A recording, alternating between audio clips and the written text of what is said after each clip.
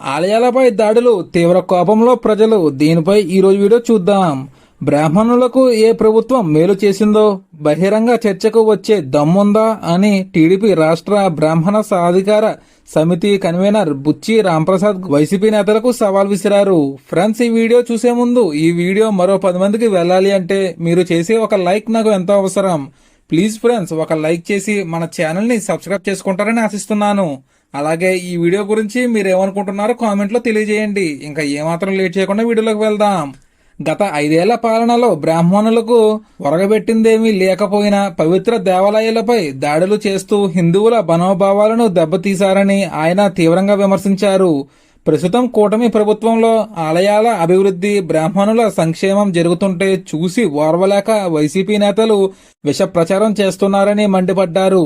శుక్రవారం టీడీపీ కేంద్ర కార్యాలయంలో నిర్వహించిన విలేకరుల సమావేశంలో ఆయన మాట్లాడారు.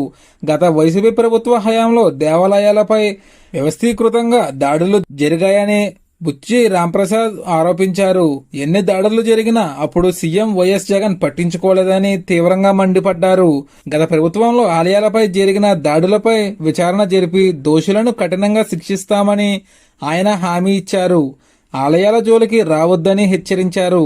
ఇప్పటికైనా వైసీపీ నేతలు తీరు మార్చుకోకపోతే భవిష్యత్తులో ప్రస్తుతం ఉన్న 11 సీట్లు కూడా దక్కవని బుచ్చి రాంప్రసాద్ తీవ్రంగా హెచ్చరించారు. ఇది ఫ్రెండ్స్ ఈరోజు వీడియో. ఇటువంటి మరిన్ని వీడియోస్ కోసం మన ఛానల్ ని సబ్స్క్రైబ్ చేసుకోండి. Thank you friends.